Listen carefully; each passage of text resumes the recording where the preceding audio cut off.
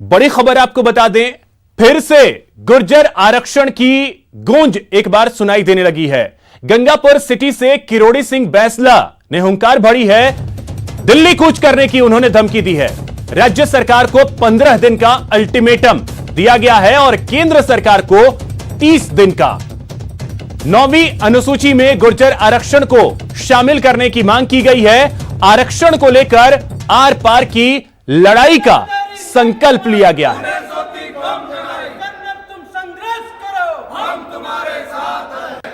तो एक बार फिर से गुर्जर आरक्षण आंदोलन की गूंज सुनाई देने लगी है। दरअसल केंद्र सरकार को 30 दिन और राज्य सरकार को 15 दिन का अल्टीमेटम दिया गया है। मांग यह है कि 9वीं अनुसूची में गुर्जर आरक्षण को शामिल किया जाए। आरक्षण को लेकर अब पूरी तरीके से गुर्जर नेता जो हैं वो आर पार की लड़ाई के मूड में दिख रहे हैं। तो गंगापुर सिटी में एक बार फिर से कर्नल किरोड़ी सिंह बैंसला ने हुंकार भर दी है। कर्नल साहब ने संघर्ष समिति की मीटिंग करी थी, वहां डिसाइड किया था, ये संघर्ष समिति का निर्णय था कि यदि 15 दिन में राज्य सरकार जो बची हुई मांगे हैं समझौते की वो पूरी नहीं करती तो आंदोलन वापस से शुरू होगा। तो उसी बात के लिए हम लोग यहाँ आए हैं और इसके साथ साथ केंद्र सरकार को 9वीं अनुसूची में डालने के लिए चिट्ठी 22 फरवरी 2019 को राज्य सरकार ने भेज दी थी। तो 1 महीने का समय दिया गया है। कर्नल साहब ने हाथ जोड़ करबद्ध निवेदन किया है माननीय प्रधानमंत्री जी से कि कृपया करके जो एमबीसी समाज का 5% आरक्षण है उसको 9वीं अनुसूची में डाल करके कॉन्स्टिट्यूशनल कवच पहनाया जाए जिससे में इसमें कोई आंच ना आए। अगर ये नहीं कर पाएंगे अगर 1 महीने में तो फिर समाज, पूरा समाज राजस्थान का और बाकी प्रदेशों का भी दिल्ली की ओर कूच करेगा।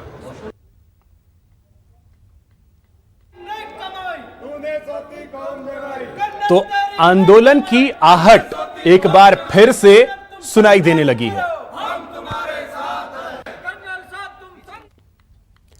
सीएस राजीव स्वरूप ने सचिवालय में वीसी के जरिए 5 विभागों के अंतर विभागीय मसलों को लेकर समीक्षा बैठक ली।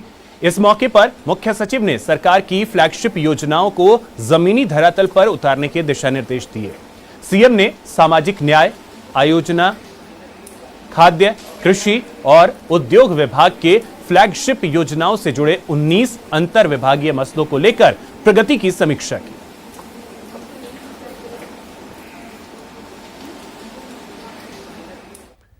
कांग्रेस में संगठन के पदों के लिए कांग्रेस नेताओं ने लॉबिंग शुरू कर दी है। कई नेता अपने राजनीतिक आकाओं के यहां अपने समर्थकों के साथ हाजिरी लगा रहे हैं, तो कई नेता अपनी पैरवी खुद कर रहे हैं। कांग्रेस में प्रदेश, जिला और ब्लॉक कार्यकारिणी के पदों पर 13,000 नियुक्तियां होनी हैं।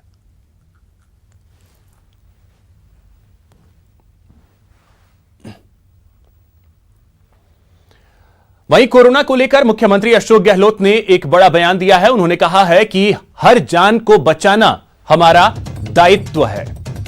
कोरोना संक्रमण रोकने के लिए सरकार हर जरूरी कदम उठा रही है। पूरे प्रदेश में हेल्थ इंफ्रास्ट्रक्चर को मजबूत किया गया है। प्रदेश में जांच क्षमता लगातार बढ़ाई जा रही है। ऑक्सीजन बेड्स, वेंटिलेटर्स का पूरा इंतजाम किया जा रहा है। मृत्यु दर कम हो और रिकवरी रेट बढ़े, इस पर सबसे ज्यादा फोकस किया जा रहा है। मुख्यमंत्री ने ट्वीट किया है, लिखा है कि हर जान बचाना हमारा दायित्व है। कोरोना रोकने के लिए सरकार हर कदम उठा रही है। ट्विटर पर यह लिखा है मुख्यमंत्री अशोक गहलोत ने। पूरे प्रदेश में हेल्थ इंफ्रास्ट्रक्चर को मजबूत किया गया है। जांच क्षमता लगातार बढ़ाई जा रही है। इसके अलावा प्रदेश में आईसीयू बेड्स, ऑक्सीजन बेड्स के पूरे इंतजाम किए जा रहे हैं। प्रदेश में वेंटिलेटर्स के पर्याप्त इंतजाम किए गए हैं। कोरोना मृत्यु दर कम करना और रिकवरी रेट को बढ़ाना, इस पर सबसे ज्यादा फोकस है। हनुमान बेनीवाल की कोरोना रिपोर्ट एक बार फिर से नेगेटिव आई है। निजी लैब में कराई गई यह जांच रिपोर्ट नेगेटिव आई है। बेनीवाल की चौथी रिपोर्ट नेगेटिव आई है। बेनीवाल ने स्वास्थ्य मंत्रालय से फिर स्पष्टीकरण मांगा है। कोरोना रिपोर्ट को लेकर स्पष्टीकरण देने की उन्होंने मांग की है।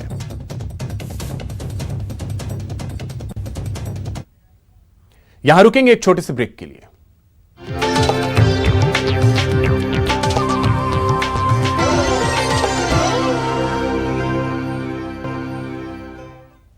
ब्रेक के बाद आपका स्वागत है। प्राथमिक कक्षाओं के बच्चों के लिए पुस्तक इस बार नए स्वरूप में सामने आएगी, जिसमें पाठ्यक्रम भी वही है और पाठ भी उतने ही, पर बस्ते का बोझ काफी कम नजर आएगा। भारी बस्तों का बोझ ढो रहे स्कूली बच्चों के हित में राज्य सरकार के इस फैसले का प्रवासी राजस्थानी फ्रेंड्स फाउंडेशन ने आभार जताया है। फाउंडेशन के अध्यक्ष श्रवण सिंह राठौड़ ने शिक्षा मंत्री गोविंद सिंह डोटासरा से जयपुर में उनके निवास पर मुलाकात की। जालौर जिले से जुड़ी प्रवासियों की समस्याओं को लेकर भी मंत्री से लंबी चर्चा हुई। इस मौके पर फाउंडेशन के वरिष्ठ पदाधिकारी डॉक्टर रमेश देवासी भी मौजूद रहे।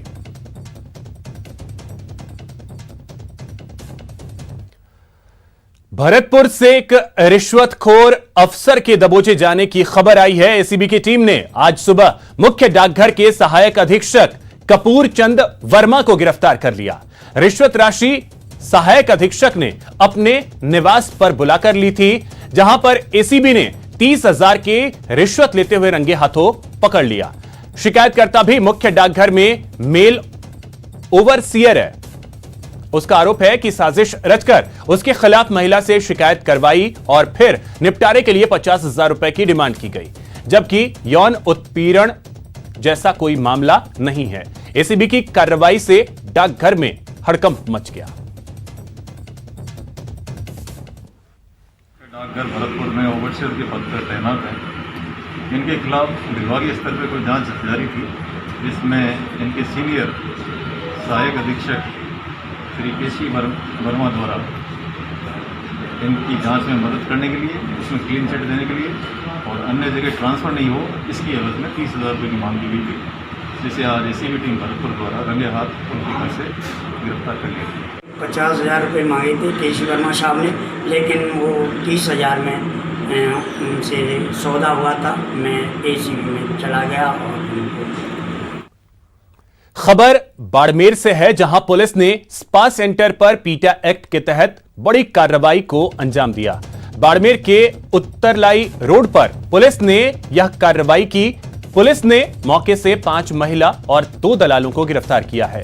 पुलिस के मुताबिक यहां मसाज की आड़ में अनैतिक गतिविधियों और वेश्यावृत्ति की सूचना मिली थी, जिसके बाद पुलिस ने स्पा सेंटर पर धावा बोलकर कार्रवाई को अंजाम दिया।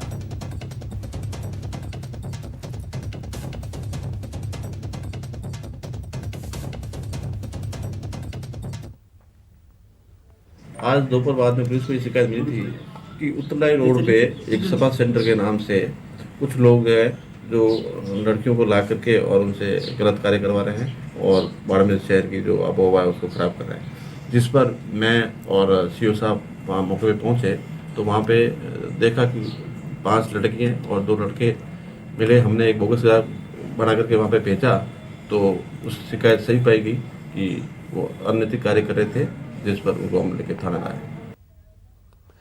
खबर जोधपुर से है, जहां पुलिस ने ऑनलाइन सट्टेबाजों पर बड़ी कार्रवाई को अंजाम दिया। पुलिस ने एक मकान पर छापेमारी कर 93 लाख के सट्टे का खुलासा किया है। साथ ही 2 सटोरियों को भी गिरफ्तार किया है।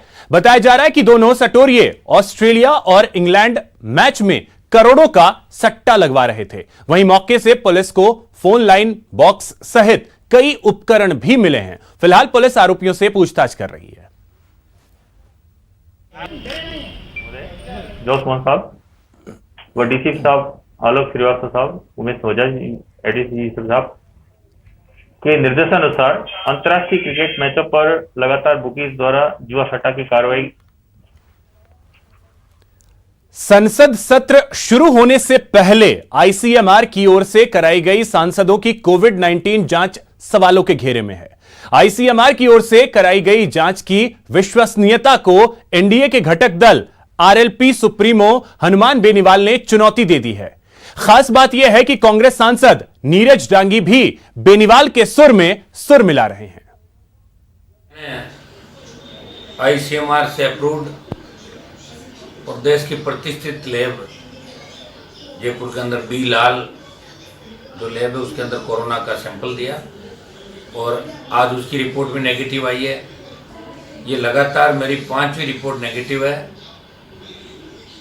आईसीएमआर को स्वास्थ्य मंत्रालय को इसमें जवाब देना चाहिए कि 11 तारीख को लोकसभा परिसर के अंदर जो आईसीएमआर द्वारा मेरा सैंपल लिया था वो 13 तारीख को मुझे सूचना मिली पॉजिटिव आया। अब उन आईसीएमआर को अपनी स्थिति स्पष्ट करनी चाहिए कि आखिर इसके अंदर सत्य क्या है। कल मैंने ब्लड की तमाम जांच कराई और सारी जांचें सामान्य आई है। अब लोकसभा का सत्र चल रहा है, मुझे होम क्वारंटाइन कर दिया, जो कह दिया 14 दिन के 24 तारीख तक होम क्वारंटाइन हो। महत्वपूर्ण मामले हैं जिसके अंदर लोकसभा के अंदर हमारी प्रेजेंस आवश्यक है। मैं ये कहना चाहूँगा कि केंद्र सरकार पूरी तरीके से कोरोना के प्रबंधन में विफल रही है। इस बात को राज्यसभा के अंदर भी माननीय कई सदस्यों ने उठाया है और सिर्फ लीपापोती जिस तरह से कहना चाहूँगा कि चल रही है। देश में हालात कितने गंभीर हैं, आर्थिक स्थिति कितनी गंभीर है, ऐसे में दिए जलवा करके, थाली बजवा करके, ताली बजवा करके अगर ये कोरोना का प्रबंधन करना चाहते हैं तो फिलहाल इतना ही। नमस्कार।